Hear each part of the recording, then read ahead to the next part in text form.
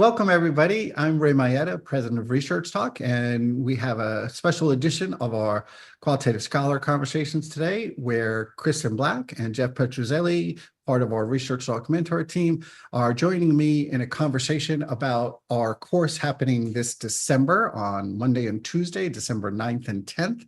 The course is titled Sort and Sift, Think and Shift. Let the data be your guide. It's an analysis method that our team has developed over the years.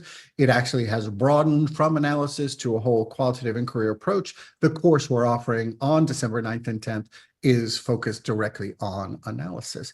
And I'm going to just tell a little bit about myself, and then we'll ask for Jeff and Kristin to do the same, and we'll get into content of the course and things that we like to think about as we do the approach ourselves with our own work, and as we help guide people and facilitate people's engagement with the approach. I'm a PhD sociologist, and my main area of interest is studying personal relationships, especially friendship. We're really excited to get started collecting a second round of data in our project we're doing now on lifelong friendship. We're interviewing pairs and even groups of friends who've been friends for quite a long time, some up to 50, 60 years, minimum of 10 years for folks who are on the younger side. So that's my current work that is just well built and fun to use the sort and sift approach for. So Jeff, do you want to introduce yourself? Hi, I'm Jeff Petruzzelli. I've been with Research Talk since 2001 as a qualitative research specialist. And it's interesting to see how the sort and sift approach has evolved over the years, as Ray mentioned, starting with more or less strictly an analysis approach to really covering all the phases of a qualitative inquiry project. So I think it might be interesting for some of you that learned sort and sift years ago to kind of see some of the way the method has evolved over the years. So anyway, looking forward to this course. Thanks, Jeff. Kristin. Hi, everyone. I'm Kristin Black. I am an assistant professor at the University of North Carolina at Chapel Hill in the Gilling School of Global Public Health. I'm in the departments of maternal child health as well as health behavior. I'm also a qualitative research consultant for Research Talk. And for my personal research, I love focusing on the health outcomes of birthing people, particularly those who have chronic diseases, and looking at some of the inequities they face through navigating healthcare systems. So that's my main focus, but also a strong component of using community-based participatory research in my work, as well as racial equity approaches. It's such a critical topic, and especially timely right now during our current political season. Interesting. Kristin, if you could start us off, we figure what would be great for us to share is each of us what resonates for us, what really kind of empowers our use of sort and sift. Kind of, let me just leave it there, and I'm sure you already have lots of thoughts about what you think about that.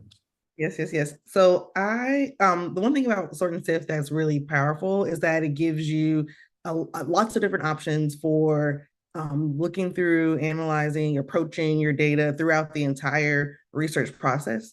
And with those different tools that you learn, you're able to kind of create your own unique path of how you want to explore certain pieces of your data, or how you may interpret it or analyze it, even how you may approach the methods that you may do with collection. So it allows you to take all these tools and allow you to create your own kind of path, really centered on the data itself, the process, and the population that you're working with, or populations that you're working with. So it really has a lot of flexibility in its approach, which I really enjoy, that it's not as rigid as what some people may think. And you learn a lot about different types of qualitative inquiry approaches through the sort and sift, think and shift approach. So that's one thing that I think is really unique and nice about it. It's the flexibility that it gives you in your work. So it sounds like this let the data be your guide piece is really kind of, that's a strong aspect for you, because it's not just kind of what the data is teaching you, but also how is the data directive to your process. Indeed. Fabulous. Cool. And then Jeff, what about for you? What's this piece that, like when you think about what makes the method unique, what really kind of resonates for you as you're working through qualitative data?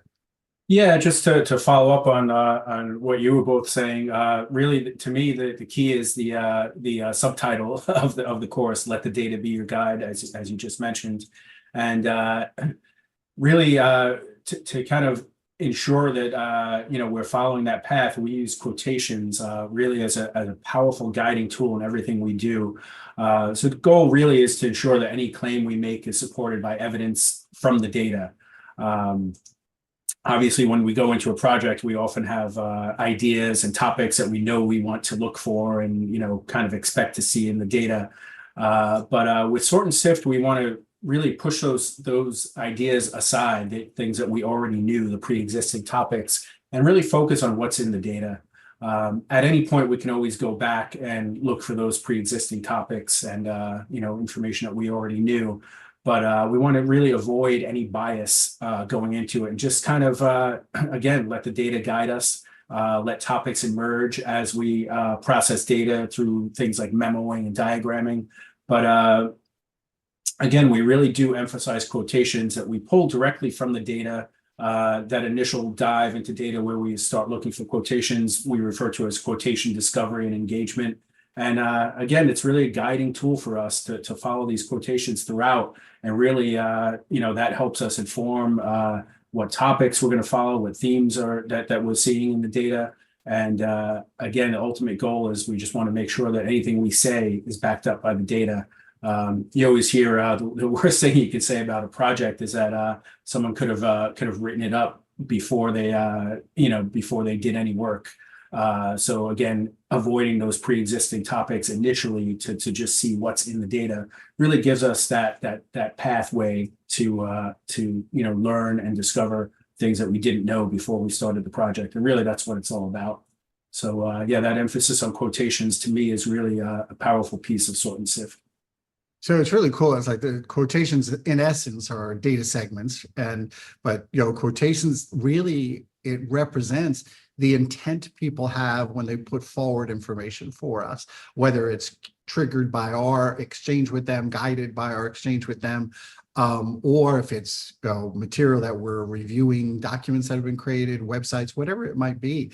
But yeah, honoring that intentional framing is it's refreshing and also just a real empowering way to kind of get out of your own way. It's great. And then when we think through those and we think through the flexibility you were talking about, Kristin, for me, the other piece when people say what's unique about the sort and sift approach, it really is what Jeff was talking about, this kind of like the combination, this flexibility, the fluidity of the approach, the idea that we honor the words of participants and let those guide us, and then episode profiles. So we really focus on, we want to learn lived experience, and people present lived experience to us through the data collection episodes. Again, it might be a policy document that was created, and that's our data collection episode. It could be a dyadic interview with the friendship interviews we're talking about. So we don't want to just kind of pluck out what we've heard or just topics. We want to think, when we look at this pair of these friends who have known each other for 30 years, in that 90-minute period, what do we learn? What's the holistic message? What's the entirety of it? And it's almost like, if you will, a vertical story of the full from minute 1 to minute 60, minute 90, however long it was, rather than just thinking of topics across. It really is thinking every bit of that data document we're processing or data collection event is related to every other part. And those kinds of, that connectivity, it actually carries through, right? When we're thinking about the other parts, Kristin, when you were talking about all the tools, we're not afraid, like we're open and we encourage, like, do reflection, do memoing, do diagramming, and think about bridging and threading the ways ideas tie. That's all comes together. But this foundation of these three things we're mentioning, really, it's kind of stage setting, isn't it, for the whole process? Mm-hmm. No, it is. It is. In terms of like putting a foundation for what you can do and like the options that you have, it really lays the groundwork for what people are able to accomplish and feel like what they can accomplish. And also, one thing they build in is feeling more confident about their approach. I know people really get stuck on, particularly not only like crafting their work and creating the methods and what they're going to do, but then getting to the analysis piece. And I feel like the sort and sift provides you with a lot of guidance and ways of approaching it that that can put the power in your hands, but also it's kind of like you're working in tandem with the voices of your participants and really centering their voice. So I really love that kind of conversation, your voice with their voice, and how you're really trying to merge the two to be really true and honest to the data. Beautiful. Yeah. And Jeff, any other kind of like summary kind of piece of the approach, and as you've not just done it elegantly and thoughtfully throughout your career, but watching others, you've had so many different types of interactions with people we've introduced it to. So as from that vantage point of watching people learn and adapt it, any wisdom before we have our closeout question? Well, yeah, I think the episode profiles that you mentioned are really key. We typically create a profile for each document in the data set. And again, document could be interview transcript. It could be as Ray mentioned, policy article or paper, and anything that you consider data. So we'll create a separate file, episode profile for each of those documents. And again, you get that vertical look of the document itself to see what's in there. Episode profile is almost like it's almost like a summary or even a greatest hits collection of what's in that document. So when you're working through the entire project, you can look at these individual episode profiles and really get a piece of what each one looks like individually, but also how they fit together across. So it becomes a really very, very powerful tool. And we've seen that a lot in work we've done with clients. Those episode profiles really, again, set the stage for work that you're doing throughout the process, throughout the analysis process, and leading into writing as well and presentation. So the episode profile really becomes a resource that you can use throughout the entire life cycle of your work on the project. And it's just like again, a resource that really makes it I don't want to say easy, but it kind of cuts down on having to reread documents over and over. You can just refer to your episode profile, and it really gives you an easy way to look back and see what you've done. And if you couple that with memo writing, where you write your ideas about what you're seeing in each of these profiles, and again how they connect. Anything that you're seeing throughout through the data, just write those memos, create diagrams, and mine your work. Go back to it and see what you did earlier in the project that might now reflect on what you've done later in the project. So it just become tools to use throughout the life cycle. I love the word resource too. When we think about it as teamwork, actually the three of us haven't co-analyzed one project, just the three of us. That would be fun.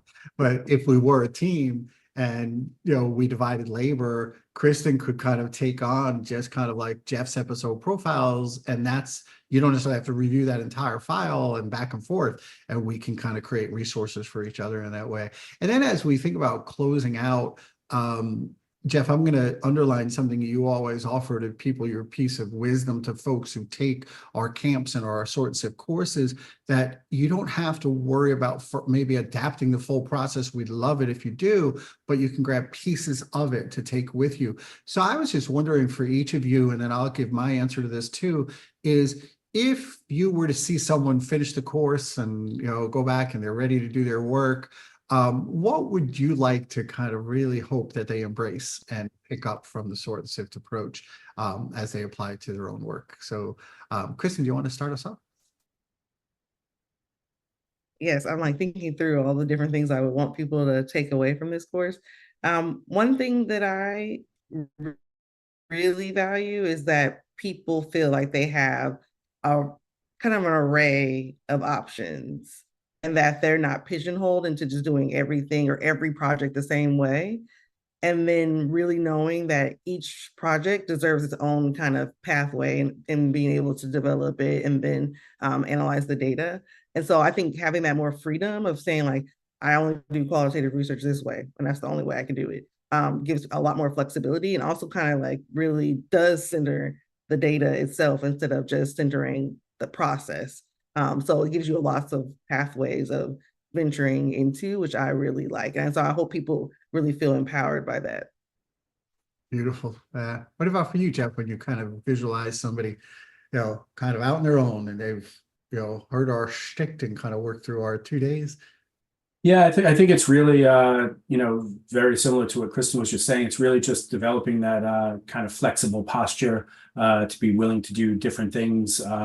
We will certainly provide tips and strategies and tools that you can use. And again, as Ray mentioned, you don't have to use all of those tools every time, but just to have that openness to be willing to try. Maybe you've never done diagramming before. Try some diagrams after you've taken the class. And diagrams don't have to be artistic. I am not artistic at all, but just simple diagrams that help you to kind of see how things fit together. And really, the goal is really to provide movement in your work and kind of see exactly what connections are being made. So things like that. Maybe you're not into memo writing. Try writing a memo about an episode profile you created, or even just read a document, write a memo about what you see in that. So again, this doesn't have to be fancy. It doesn't have to be writing for publication. It's just getting your ideas out and just giving you a pathway to move forward with your work. So just really, I really would like to see people sort of have that open posture, that they're willing to try different things that maybe they haven't before, to really help them move ahead with their work. That's great, Jeff. It really allows a nice segue into the things I was thinking about. You're really emphasizing so much process over product. So when you're diagramming the ing, it's like you're not producing a diagram that's going to be kind of like, oh, did you see Petruzzelli's diagram? Like maybe, but that's not really the goal. And the goal isn't, look at this beautifully composed, memoing that Jeff's doing. It really is kind of movement, as you said. And I think about like two things really. One is I really hope people listen when we tell them about the power of just reading a file. And people are so like driven to be like, let me charge you this data and get finished. And there's this counterintuitive thing that if you sit and take the time to read this dyadic interview and maybe just highlight stuff and nothing else, don't worry about coding. You're not going to save time. Just kind of go through, read the file. It's kind of cool and it's fun and it's relaxing. And I like to read files. Like where I live, there's a lake that has this really comfortable boathouse and these ceiling fans. There's a great view. And I actually will print it out and just bring it there and sit there and read through the file. So I hope people like think about that. And then, to follow up on what both of you were saying, kind of this, think about the movement of your own thoughts about what it is that you will relay to the folks who consume your products about the work eventually. There's all sorts of ways to do that. And these ideas float in and out of our minds. And to echo, Jeff, where you were, is think about memoing, think about diagramming, and Kristen, the same thing you've been really kind of underscoring throughout is the data's directive to process, and there's so many tools. And the more you think about the tools as a vehicle to capture the movement of ideas in your mind, it's really empowering. So we're really looking forward. It's a lot of fun. December 9th and 10th, we'll be here before we know it. So if you go to Research Talks website, you'll see our upcoming events tab in the top right. And then there's an upcoming events option under that. And that's where you'll see more about the sorts of course. And we look forward to meeting you all. And it's intense, but it's a fun 2 days that really kind of broadens the ways you can process your data. And it's always fun when Kristen and Jeff and I kind of get to share, exposing y'all to the different approaches. So thank you very much for your time. We look forward to seeing you in December. So thank you. Thanks, everyone.